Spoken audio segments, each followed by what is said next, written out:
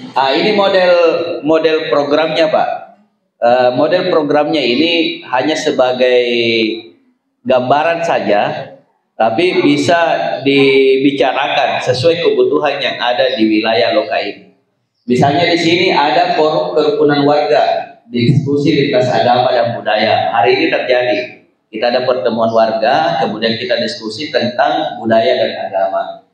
Ada program RT RW damai, pelatihan mediasi konflik lokal. Ini mungkin bisa melibatkan Kementerian Agama karena sudah terbentuk tim. Bisa juga melibatkan TNI Polri karena mereka lebih paham. Bagaimana kalau misalnya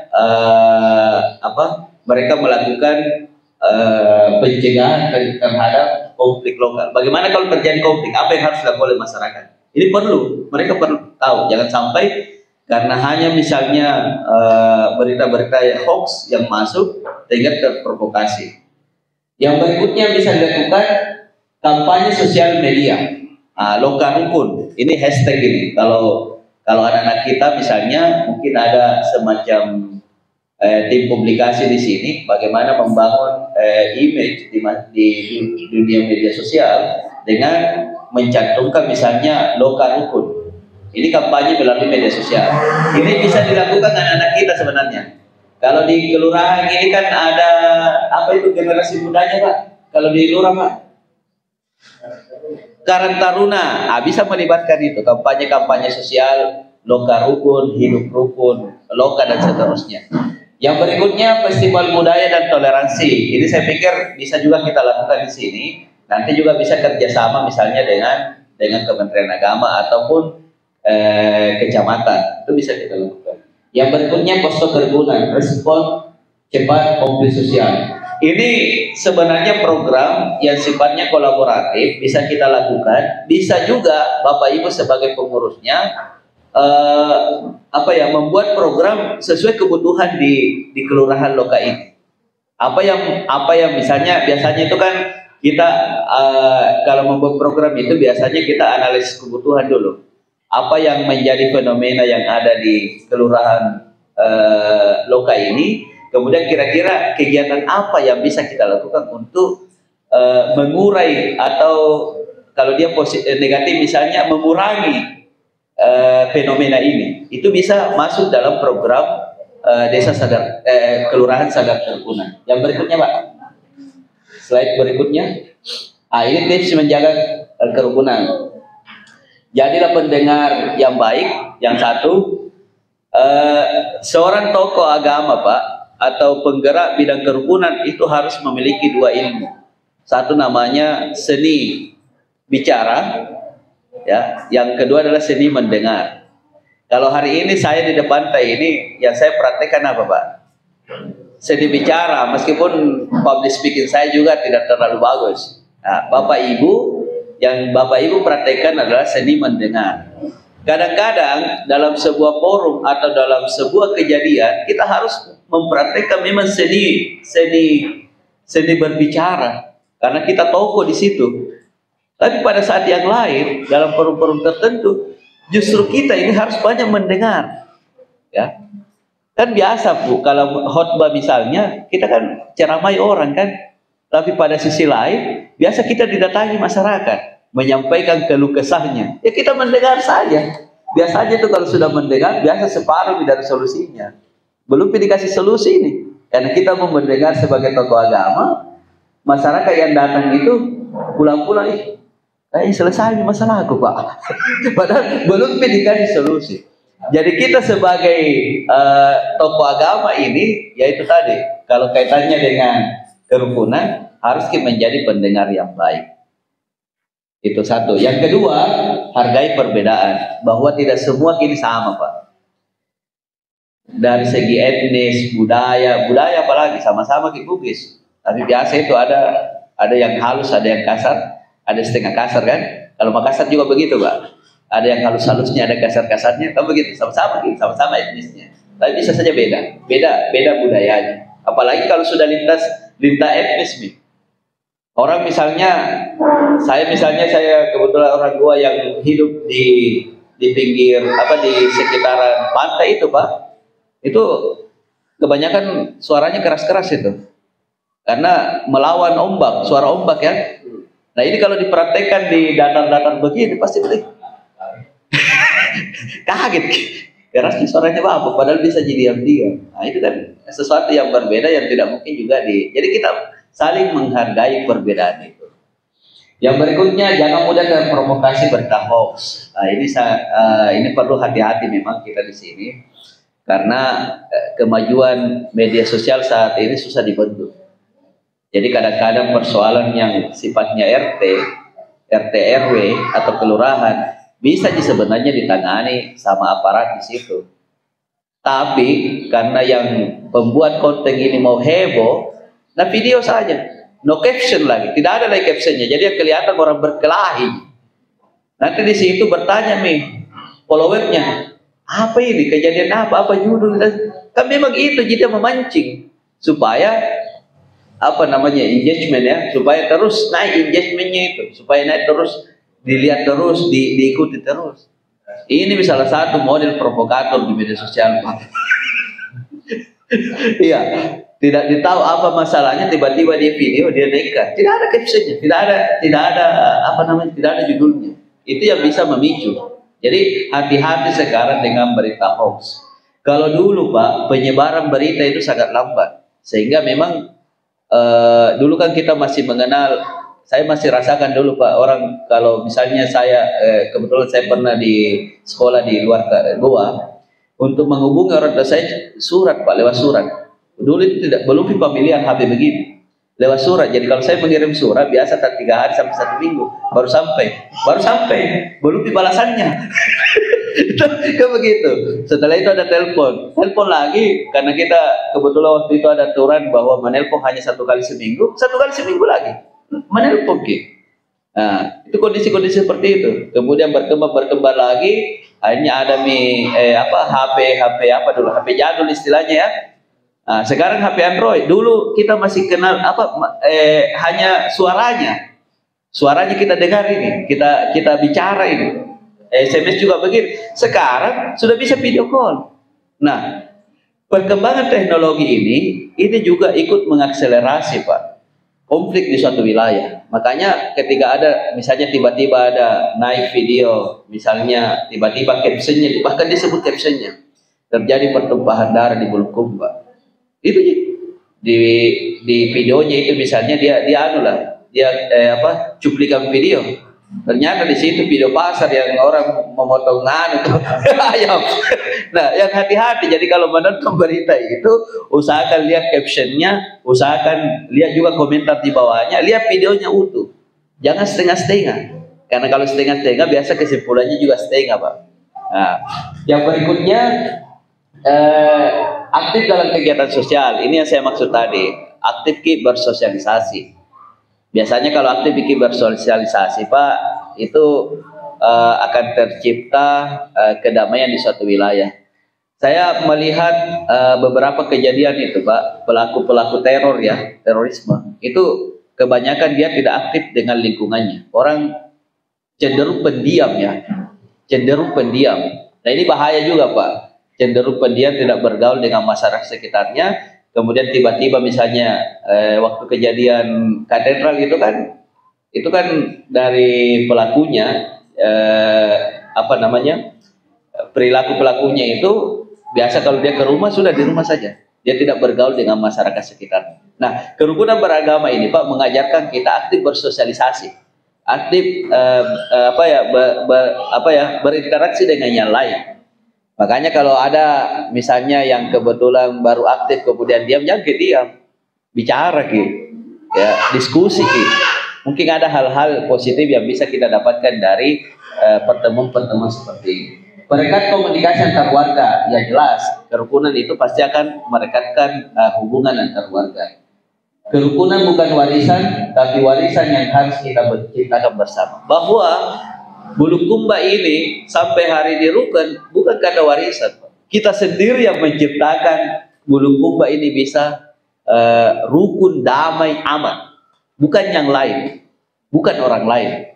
Oleh karena itu, karena di sini sudah terbentuk kelurahan sadar kerukunan, mari kita jaga bersama. sebarkan energi positif ini ke daerah-daerah lain. Ya, kita berharap sebenarnya daerah ini akan selalu tercipta kerukunan. Dari mana itu bisa tercipta? Dari kita semuanya. Jangan kita berharap orang lain akan memperhatikan daerah. Kita sendiri yang bisa membuat daerah kita aman, nyaman, rukun dan seterusnya. Berikutnya Pak, mari menjadi kesimpulan. Saya kira itu yang tadi yang saya jelaskan. Jadi kerukunan bukanlah hal yang datang dengan sendirinya, tetapi hasil dari kesadaran, usaha bersama dan komitmen menjaga perbedaan sebagai kekuatan. Ya. Yang berikutnya, kelurahan sadar kerukunan adalah model penting dalam menjaga keharmonisan sosial di tengah keberagaman yang semakin kompleks. Jadi ini sebenarnya salah satu strategi Pak. Strategi dari desa untuk merawat kebinekaan dan merawat keindonesiaan. Program tidak hanya mencegah konflik, tapi juga mendorong partisipasi masyarakat dalam membangun lingkungan. Kolaborasi antara masyarakat menjaga kerukunan bukan tugas pemerintah, tapi tanggung jawab kita semua sebagai warga kelurahan lokal. Saya kira ini Bapak Ibu yang bisa saya jelaskan tentang seperti apa itu kelurahan sadar kerukunan. Kalau masih ada waktu kita diskusi, sekiranya mungkin ada hal-hal yang ingin kita sampaikan atau ingin kita diskusikan, silakan. Terima kasih Pak Ketua dan terima kasih untuk masyarakat kelurahan Loka yang telah berpartisipasi dalam pembangunan kelurahan sadar kerukunan. Ini luar biasa Pak. Dan kami juga dari pemerintah, Kementerian Agama itu akan memberikan perhatian khusus terkait kelurahan sadar kerukunan ini. Demikian, kurang lebihnya mohon dimaafkan. Wallahu muwaffiq ila aqwamit thoriq. Assalamualaikum warahmatullahi wabarakatuh. Saya berusaha untuk menanggapi Pak apa yang disampaikan oleh Bapak Ibu tadi. Saya mungkin mulai dari Ibu dulu. Tadi memang saya sengaja tidak memperkenalkan diri karena saya pikir saya sudah berulang kali ke sini mungkin. Jadi saya nama Malika Ilyas. Saya diberikan amanah oleh pimpinan mengurusi tentang bina lembaga dan kerukunan beragama. Saya aktif di isu-isu kerukunan Bu sejak 2016 sampai hari ini. Dan wilayah kerja kami Sulawesi Selatan. Jadi hampir kami dari Sulsel ini menerapkan seluruh wilayah, di mana misalnya bagaimana kerukunan, toleransi dan moderasi beragama di setiap wilayah yang ada di Sulawesi Selatan. Alhamdulillah sekarang ketua tim itu kalau di Kanwil Bu, Kanwil, Kabar TU kami di sekretariat. Jadi pasti bawanya salah satu ketua tim di sekretariat di TU. Kebetulan Pak Kabar juga sudah hadir di sini. Ya. Yang kedua terkait kelurahan sadar kerukunan ini memang tidak berhenti sampai di sini.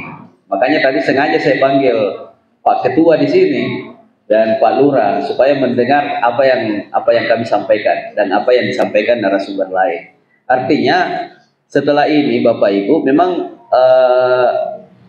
kita berharap dari Kementerian Agama ini tidak hanya berhenti di acara seremonial seperti ini, tapi kita berharap dari wacana menjadi aksi. Ya.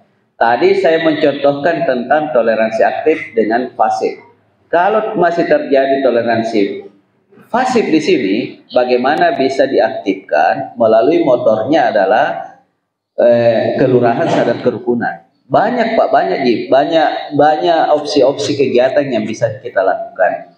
Misalnya di kelurahan Loka ini, salah satu indikator Pak untuk menentukan masuk kelurahan sadar kerukunan biasanya satu dari sisi umat. Apakah umat di situ lebih dari satu? Maksudnya kalau ada Muslim berarti ada Kristen, ada Katolik dan seterusnya. Yang kedua dari aspek rumah ibadah. Kalau memang di sini misalnya ada gereja dan ada gereja ya, kemudian ada masjid. Salah satu dari wacana menjadi aksi, misalnya ya, setelah ini kita menggagas program bersih-bersih rumah ibadah. Bersih-bersih rumah ibadah itu Bapak Ibu, itu bisa dilakukan lintas agama. memang pada kondisi tertentu masjid khususnya ada area-area mungkin yang tidak bisa dimasuki oleh non-Islam. Begitu juga mungkin di gereja. Tapi hal-hal yang terkait misalnya kayak parkiran, sekitaran WC, pekarangan, apa di depan ini, selokan, halaman, itu kan bisa dimasuki siapa saja. Nah, itulah salah satu program, misalnya ini satu contoh. Yang kedua, ruang-ruang perjumpaan Bapak Ibu. Harus banyak-banyak bertemu. Kalaupun tidak bertemu umatnya, minimal tokoh-tokohnya. Kiai, pendeta, pastor itu harus sering-sering ketemu. Tidak usah formal. Cukup misalnya tanya Ibu pendeta atau Pak Kiai di mana Ki? Bisa tak kita ngopi di sini?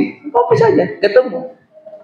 Sekedar ruang-ruang perjumpaan. Syukur-syukur kalau misalnya langsung melibatkan umatnya. Nah, atau misalnya sekarang kita desain deh bagaimana misalnya ada program namanya ngopi rukun. Ah, ini menarik ini. Ngopi rukun yang digagas oleh pengurus di sini, ya. Apa ngopi rukun itu? Ya ngobrol, perdamaian dan kerukunan. Di mana diadakan? Di warung kopi. Siapa yang bayar? Kalau tidak ada wajib panitia, bayar masing-masing. Tinggal buatkan spanduk. Hal-hal begitu bisa kita lakukan. Kan begitu Pak?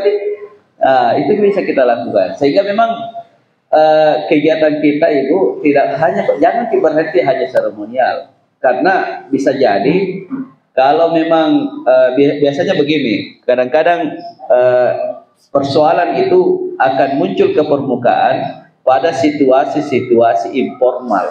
Kalau ini kan formal nih, kita mungkin takut-takut ini bicara padanya ini. Tapi kalau informal, ketemu di warkop, di ngopi, biasanya cair. Pak Pendeta, begini ada masalah begini-begini. Biasa non formal itu jauh strategi untuk menyelesaikan persoalan yang ada. Dan masih banyak Bu, masih banyak kegiatan-kegiatan lain, termasuk sebenarnya pembinaan dari Kementerian Agama. Karena Loka ini ya bertetangga dengan Kementerian Agama, sehingga diharapkan memang bisa membina secara langsung. Nah, terkait isu-isu nasional ini Bapak,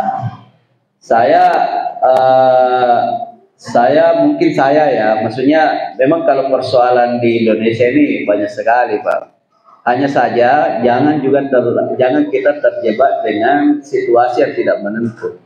Karena peristiwa ini kan banyak apa istilahnya? Banyak penyebabnya. Salah satu juga ada unsur politiknya. Ya, kita sebagai tokoh agama, saya lebih berharap mari kita amankan daerah masing-masing. Meskipun peristiwa itu juga kita tidak bisa menafikan bahwa itu kan urusannya di sana. Tidak. Kita tetap mendengar saja, mengikuti perkembangan sambil kita memikirkan daerah kita, apa kira-kira yang bisa kita lakukan dalam rangka membina masyarakat yang ada di sini. Dan itu juga sama misalnya kalau ada kejadian Pak, misalnya pernah itu kejadian di Makassar, atau pernah ada kejadian di Sulawesi Utara.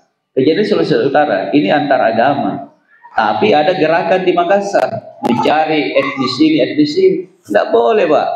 Jangan kejadian kesalahan di suatu wilayah kita limpahkan ke orang-orang yang tidak mengenal peristiwa itu. Sehingga memang kerjasama tokoh-tokoh agama ini sangat penting, menenangkan umat. Kalau ada terjadi suatu wilayah, kita percayakan sajalah. Sudah ada di sana aparat yang mengatur, sudah ada tokoh agama. Kita hanya menjaga umat ini.